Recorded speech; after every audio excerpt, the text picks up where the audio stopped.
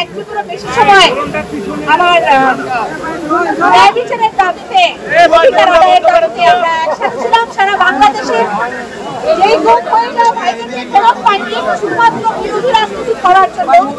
আজকে দেখতে পাচ্ছি বিপুল সমাগম হয়েছে যারা বিভিন্ন রাজনৈতিক মতবাদে, আমাদের জাতীয়তাবাদী রাজনৈতিক মতবাদের যারা নেতা কর্মী সকলে একত্রিত হয়েছে। আমি একজন সুমনের জায়গায় এখানে হাজারো সুমনকে দেখতে পাচ্ছি। আমার তো এই সুমনকে খুঁজে ফেরা তাকে হয়তো আমরা ফেরত দিতে পারিনি, কিন্তু আমরা আপনাদেরকে নিশ্চিত করতে চাই আর কোনো মায়ের মুখ যেন খালি না হয় এবং আমরা যেন প্রহরী হয়ে সকলের পাশে থাকতে পারি, আমরা এই অধিকার নিশ্চিত করতে পারি। সেই ওয়াদা নিয়ে বাংলাদেশ জাতীয়তাবাদী দলের যে মনোনয়ন আমরা নিয়ে এসেছি, এটা শুধুমাত্র সাবিতা ইসলাম টুলির মনোনয়ন না। এখানে আপনি যে প্রত্যেকজন ব্যক্তি দেখছেন, আমার প্রত্যেক ভাই বোনেরা, আমার সিনিয়র নেতৃবৃন্দ, আমাদের সহকর্মীরা, আমার যে আপামর জনগণ, আপনারা যারা আমার সামনে আছেন, এই মনোনয়ন আপনাদের জন্য।